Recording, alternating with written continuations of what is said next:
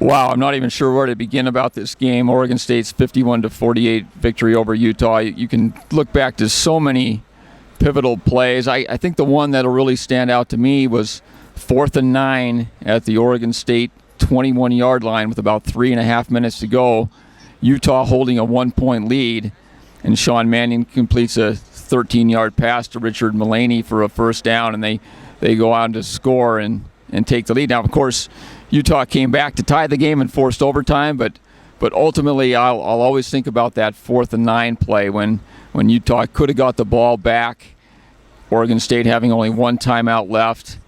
That pretty much would have salted away a 38-37 win for Utah, but instead goes down as a 51-48 loss that'll be tough to recover from. But the Utes showed me a lot tonight, too, at the same time in the way they battled back all night. So I wouldn't give up on this team yet. Obviously Utah lost 51-48 in overtime. The thing that stands out to me is the absolute lack of defense and the lack of ability to get stops when it counted for Utah on the defense. It has been a long time since the Utes have had a defense so porous, and tonight the problems were tenfold throughout the entire defense. The front four didn't get pressure on Sean Mannion. He got awfully comfortable in the pocket. The linebackers didn't get home when they blitzed. They didn't get to Mannion when they did blitz, and the cornerbacks couldn't cover.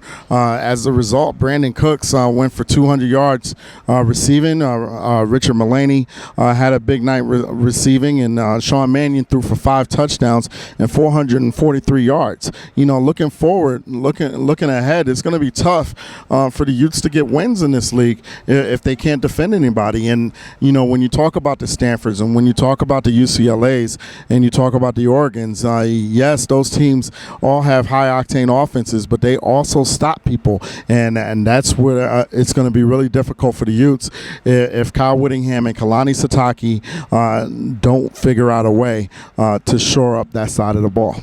It was a tough loss for the Utes tonight, going 0-1. This was a game in Pac-12 that they really, really wanted to win, and I think you saw Travis Wilson maybe pushing things a little bit too hard.